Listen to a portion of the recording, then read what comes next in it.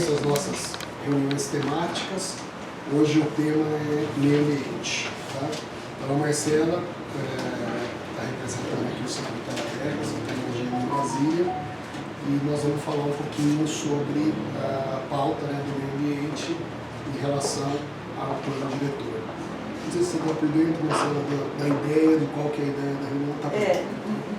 Não, a ideia é contribuição da análise do diagnóstico que o plano atendeu, né?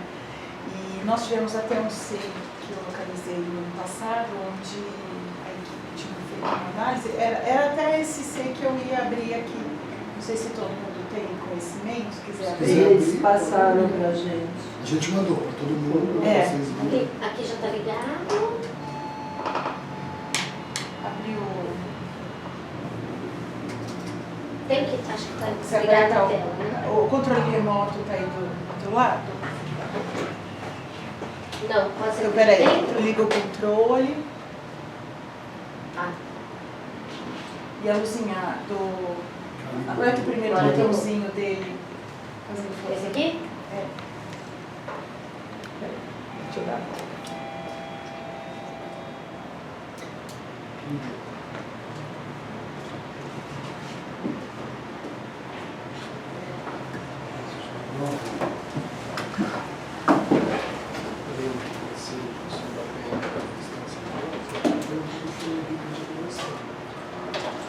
Eu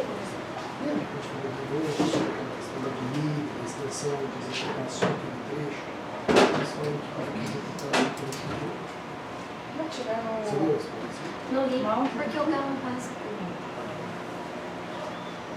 Mas eles falam.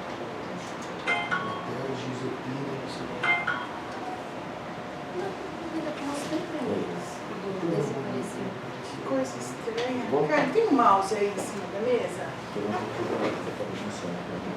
Não? Cris, faz um favor, vai naquela minha outra salinha, pega arranca o mouse lá da... Então, olhando... Aqui, ó, tem o mouse nesse computador aqui pra frente. Ah, é, tem. Massa. Olhando para a manifestação, até chamei a Érica, a Andréia, a Ângela, que fizeram uma manifestação anterior. Faz tempo, né? É, faz tempo. E, obrigada, E o que eu percebi que precisaria de uma análise, porque aí consta que as ações do PLAC não iniciaram. E elas já iniciaram. Dessa época para cá já tem a execução e tem de diversos temas que acabam se ajustando ao que estava no plano diretor.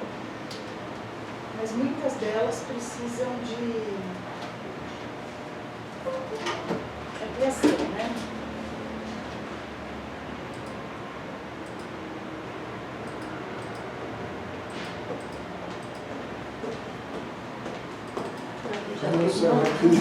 Já pegou o... Tinha tanto fio. Vou botar lá no lugar.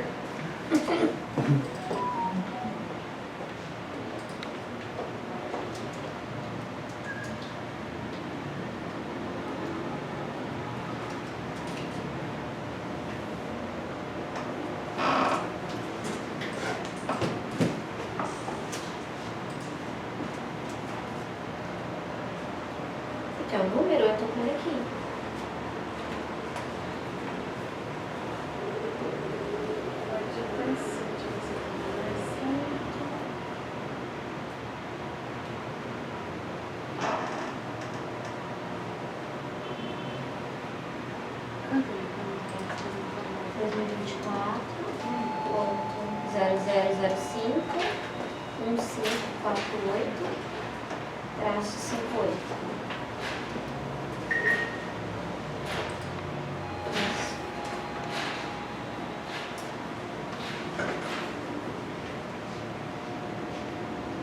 Então elas acabaram fazendo essa manifestação, né, que vem amarrando no plano plurianual, na implementação de fiscalização, então ampliar ações de serviço de proteção. Vamos aqui.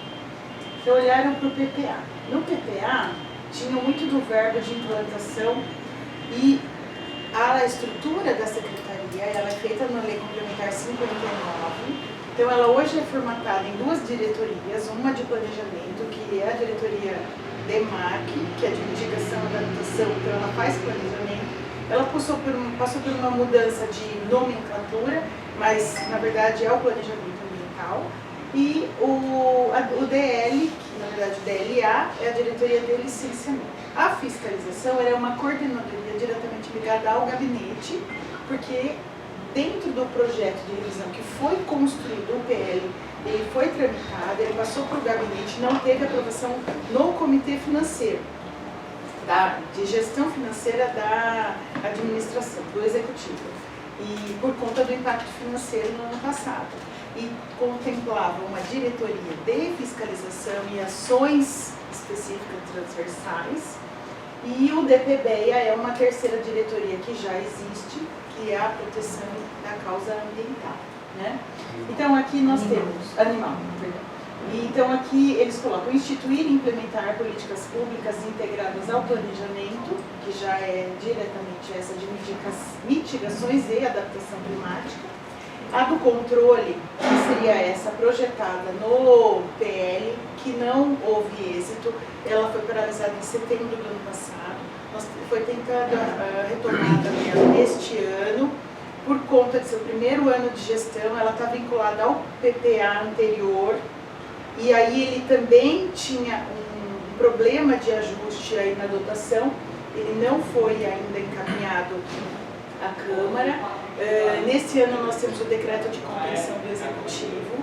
Dentro desse decreto houve a paralisação de estruturas assim, alternativas para a pasta. Mas ele está operando com esta coordenadoria diretamente, que a coordenadora hoje é a Heloísa, e ela abrange toda a fiscalização. Então o licenciamento é a diretoria e a fiscalização está nessa ótica. Educação ambiental é uma coordenadoria dentro da diretoria de mitigação e adaptação climática, porque ela é transversal, ela é muito atuante em todas as esferas do tema ambiental e ela trabalha muito em conjunto com a educação ambiental, que está atribuída dentro da Secretaria de Educação, que tem plataforma junto às próprias estruturas da rede da educação. Nós percebemos nesse ano, com as conferências municipais, estaduais e até no nacional, um indicador de que a educação ambiental ela passa a ter não só um respeito maior, vamos dizer assim, um input maior, um impulso maior dentro do diagnóstico e da execução das pastas. E a educação ambiental ela ganhou no processo seletivo das conferências um indicador de ser um tema obrigacional na rede educacional.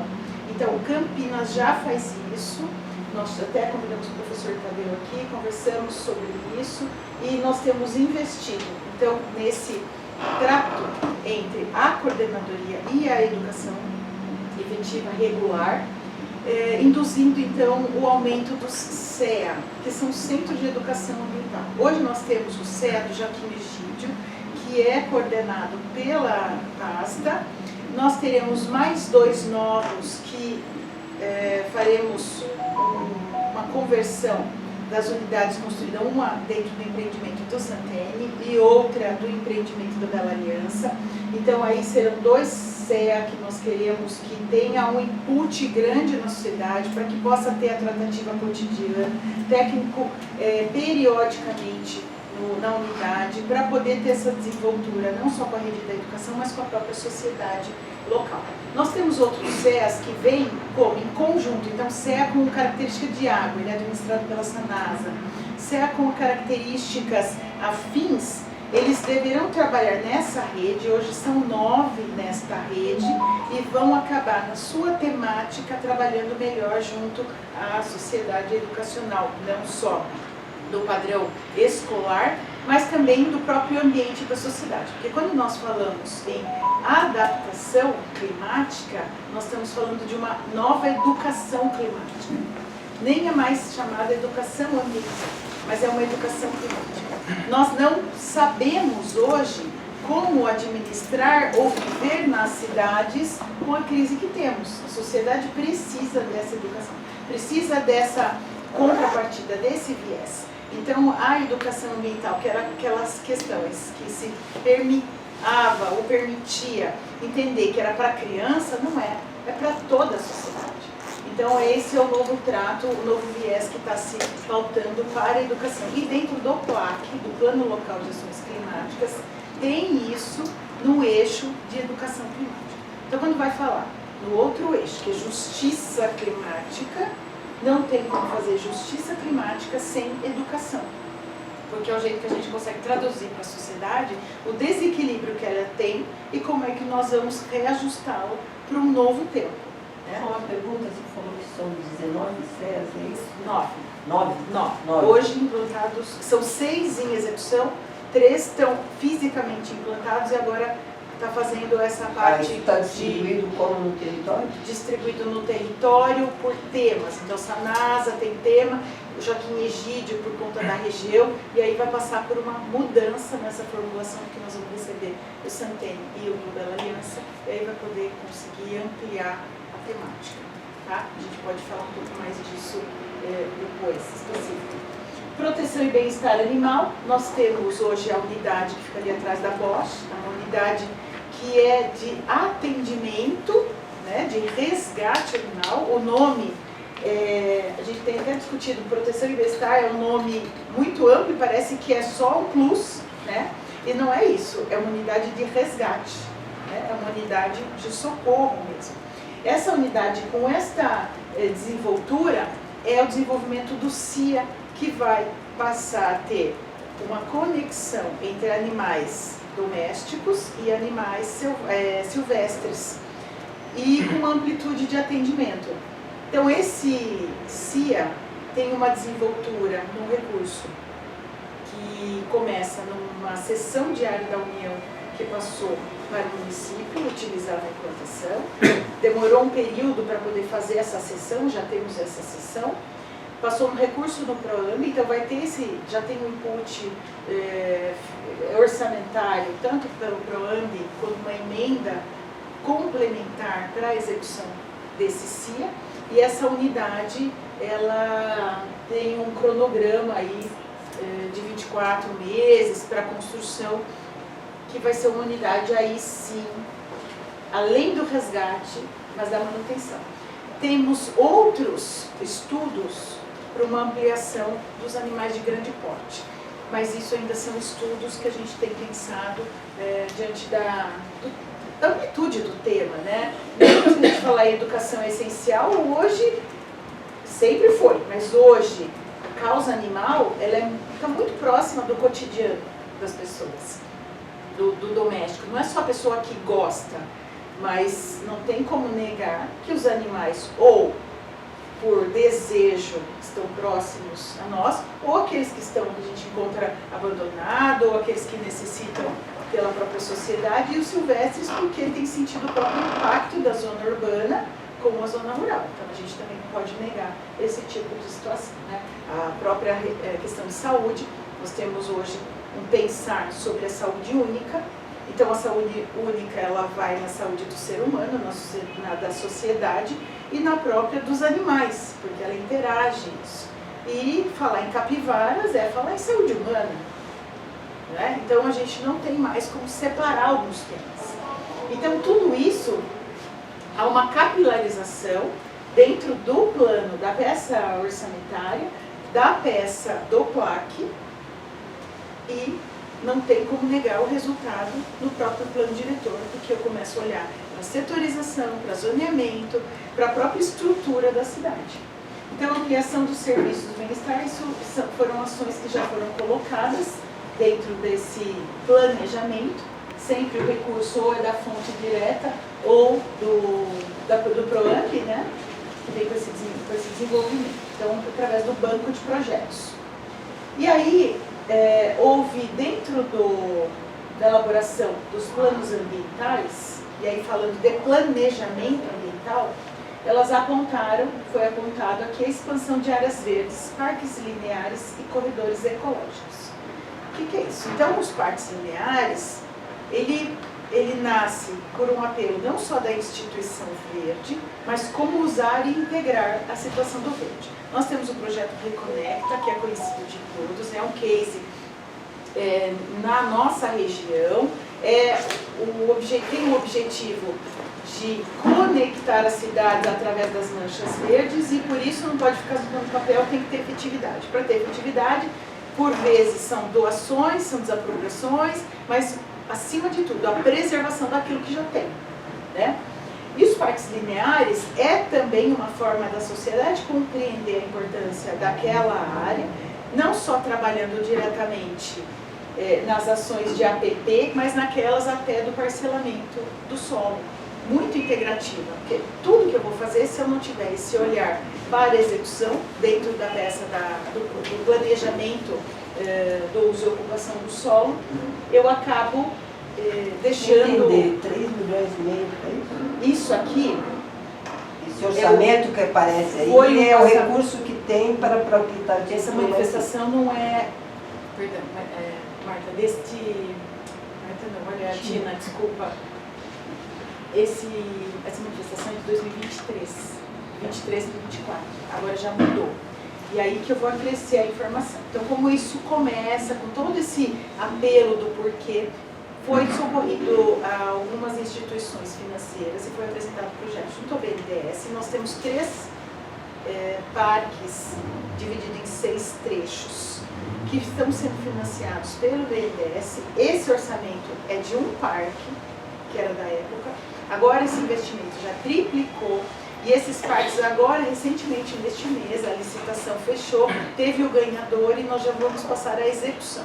Nós estamos criando, inclusive, uma equipe interna de planejamento estruturante destes projetos para acompanhamento das obras, da execução e durante esse processo de licitação. Depois, porque a CEINFRA acaba fazendo a ponta, mas a gente tem que fazer o meio de todos esses projetos. Então, a gente tem esse viés do parque, mas no total são 49 trechos de parques lineares dentro da cidade. Dentro deles, no PPA, nós estamos priorizando de 20 a 25 parques para esta gestão. Então, é quase 50% de todos os parques o impacto para nosso trabalho agora. É por óbvio que vem alguns e muitos deles trabalhando com o parcelamento do solo, tantos outros com a própria rede de priorização de manchas verdes, né? Mas o mais importante são esses que o BNDES agora está financiando. Posso fazer uma pergunta? Eu espero claro. que não. Em relação aos parques lineares, porque na reunião passada nós tivemos a presença do secretário de infraestrutura, né? Infraestrutura. Então, porque ele disse, eu me lembro na reunião do Orçamento Cidadão, vocês haviam exposto que os 49 parques que a prefeitura tinha, apenas 5 tinham orçamento, e desses 5 acho que 3 já tinham orçamento, que era do BNDES. A verba do BNDES para implantação. Isso. Eu queria saber o seguinte, qual a perspectiva desses, se você disse que esses 25 para essa gestão, ou seja, então pelo impacto... PPA, Pelo PPA. São os 3 desta administração, que começam ano que vem, o PPA, né? E mais um da próxima. Tá. O PPA sempre tem esse... E esses 25, qual o prazo que vocês pensam? Está dentro dessa projeção nossa do PPA. Tá. Então, nos próximos 2 anos, é isso? 4 anos. Tá. Mas eu queria saber assim, de concreto, como que vocês viabilizam, e eu queria saber onde que vão ser implantados esses parques lineares. É que hoje não é tema o parque linear, né? Então, teoricamente, eu não tenho aqui o material para a gente poder passear sobre os parques, mas vamos ver se a gente acaba a reunião, eu consigo aqui achar, se a gente pode falar um pouquinho mais disso. Mas tá na rede, a gente abre aqui a página e tem os 49 parques que estão plantados. A gente volta nisso, tá? Então, olhando, primeiro, toda efetivação de parque ou de qualquer obra, ela começa no PPA. Se eu não coloco no PPA a ação, eu não vou ter depois o recurso. Então, primeiro eu faço a ação, depois eu faço o recurso anual. Então, o recurso vem, primeiro, na esfera do recurso próprio, recurso financiado, pode ser por, como aqui nós vemos o PROAMB, que é o próprio banco de projetos, que é um financiador. Tem outros que são emendas, tem emendas da própria natureza do nosso legislativo, tem emendas estaduais, emendas de outra ordem, que acabam contribuindo com isso. Hoje nós estamos trabalhando na ação, que é o PPA. A lei, o organograma anual você faz na lei orçamentária anual. Tá? Esse ano, o que nós temos? Esses financiados, junto o PROAMB e o BNDES. 6. 3 de financiamento e 6 eles serão executados. Tá, é porque eu tinha perguntado porque na reunião passada o secretário de Infraestrutura havia falado que haviam... É que o PBA começou a falar de agosto e setembro, né? Tá, ele tinha falado que havia cerca de 16 parques lineares para serem implementados, né? Conforme o PPA em vigência, são 16 parques.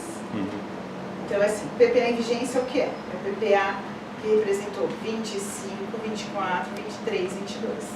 Então, que está aqui na manifestação, acho que vocês viram que está dividido por PPA, ó. Então, 22, 23, e 24 e 25. Então, isso aqui é conforme o PPA em execução.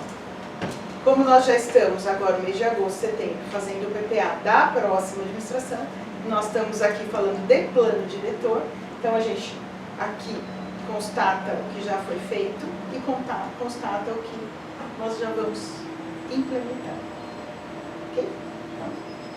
Então, para 22, implementação do plano de conectividade da região metropolitana, que é o Reconecta, e planos ambientais, que é o Plano Municipal do Verde, plano da própria região, que ele é uma ação contínua. No caso de acompanhamento das ações dos planos ambientais, foi instituído o grupo permanente para acompanhamento. Em 23, teve atualização do plano municipal com recursos hídricos e educação ambiental. 23 e 24, teve a conclusão com a elaboração do plano de manejo dos parques naturais do Campo Grande e Jatobá. Aqui está a elaboração atrasado, a informação já avançou, né? Ele já avançou, então o plano de manejo, já temos a Constituição. Implementação do plano de manejo dos parques municipais do Campo Grande e Jatobá, e aqui já em licitação. Então nós temos agora já os orçamentos, a peça orçamentária, a licitação está se deflagrando. Então, produto, trechos de parques lineares e corredores ecológicos, isso já faz parte do próprio plano de ação que estava sendo executado, né? E aí eles repetem implantação de trecho de corredor ecológico não iniciado, atrasado, aguardando a finalização da metodologia. Na verdade, em 23 e 24, os corredores tiveram início com seus trabalhos, temos corredores de estudo, tem a implantação de passagem de fauna, e tem agora um avanço, temos um projeto de mais 9 que foram constituídos nesta época, foram criados o TR, criada a formatação dele para a implantação, teve atraso porque a licitação foi deserta, tanto foi deserta a licitação das passagens de fauna, quanto também os equipamentos para as brigadas de incêndio. Nós também tentamos, através de um financiamento da SP Águas, nós tínhamos um recurso definido para capacetes e luvas de operação das queimadas. E foram desertas essas licitações. E agora elas foram retomadas e nós temos o objetivo de até o final do ano cumprir com essas licitações. Tá? A gente está desmembrando e fazendo essa ótica porque é o objetivo de implantação desse PPA ainda. Então, nesse período, foram colocados percentuais de aprimoramento também da legislação e aperfeiçoamento dos indicadores. Então, aqui, 18, 21, a Seclimas adotou os seguintes indicadores. Ó. Percentual de aprimoramento de legislação e aperfeiçoamento de processos. Número máximo de pedidos de licenciamento em situação de análise. Valor financeiro total de contratos assinados com recursos do fundo. Percentual anual de financiamento dos programas e planos ambientais.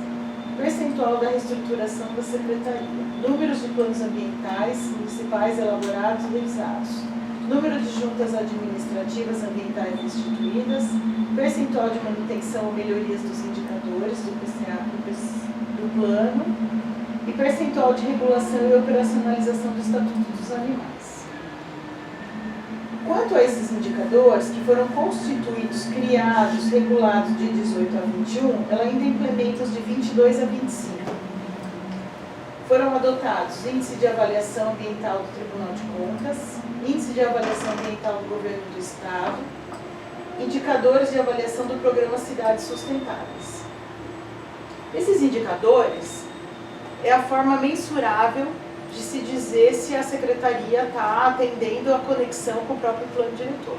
Então, esses indicadores, por hora, usou a peça orçamentária, né? E ele se aproximou mais do método de execução da Secretaria do que o próprio plano. O plano diretor tem questões amplas, então a peça orçamentária foi o que deu um sistema melhor de mensuração das execuções. Então, o plano, por sua vez, ele é aberto, ele tem essa conexão com as questões ambientais, mas ele não tem ações efetivas e aí a construção, o alinhamento em cima da peça orçamentária. Quais foram as ações planejadas, previstas e que não têm orçamento previsto?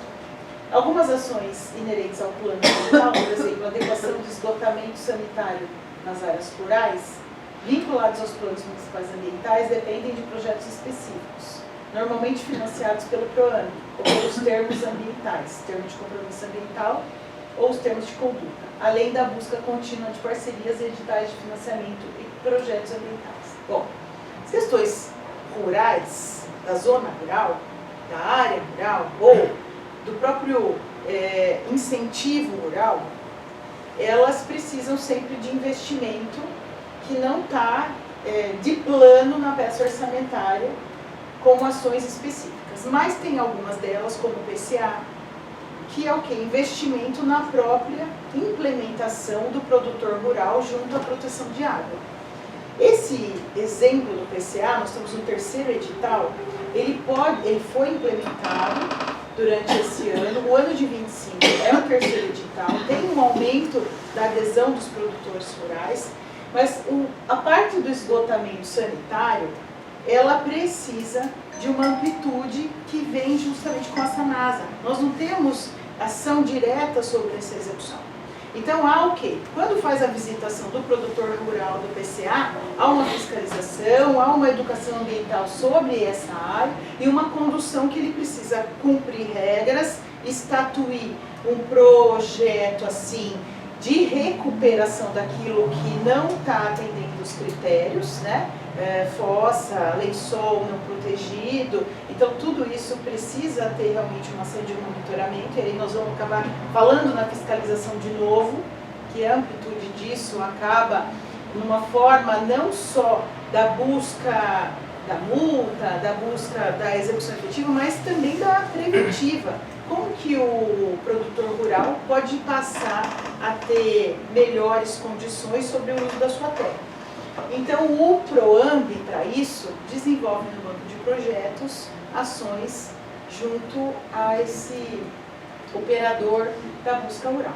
Quando nós também vamos olhar para o plano diretor, qual é o laço que a sociedade tem com o plano diretor e com a zona rural, entre o clima ambiental? São os corredores turísticos. Porque você percebe que a produção, ela escoa através do corredor. Então isso tem sido um pleito muito grande de estudos, de entendimento, de como vamos tratar aquilo que naturalmente está se criando como corredor de produção rural. Qual é não só o input, o indicador de desenvolvimento, mas o indicador de investimento que aquele produtor continue produzindo, ou então que continue preservando certas áreas. Como que ele vai poder entender isso e fazer uso e moradia da terra? Então é por isso que eu entendo que é um tema sensível ao plano diretor, que é essa questão direta, não só pensando em programa, mas pensando em ocupação mesmo territorial e entendendo a necessidade de trazer para o plano diretor como conduzir essa estrutura da cidade, né? Então, Essa ação em relação a, você diz mesmo a zona rural mesmo, não a área de expansão urbana. Zona rural. Zona rural mesmo. Eu tenho na expansão, na produção, é por óbvio, então por isso que a gente fala em uso rural, né? Quando estamos na expansão, então eu continuo tendo uso, eu posso ter. Então ele abraça os corredores na expansão pura, então somente, ou eu tenho na zona rural? Onde que eu produzo café, onde eu produzo vinho, em Campinas, o leite de cabra. Então nós temos visto que a cidade acontece, né, em determinados polos, porque ele tem um apelo natural ali da sobrevivência da terra. E por outro lado, nós temos realmente as zonas de preservação integral, e elas devem assim permanecer.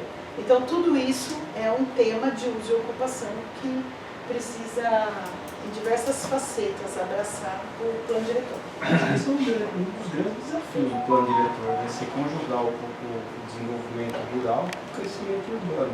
A gente está falando de esgotamento sanitário em áreas rurais. Quando você vai fazer um empreendimento em uma área, a questão de Sanasa, às vezes, inviabiliza o empreendimento. Você imagina você pegar a Sanasa e levar ela para a área rural?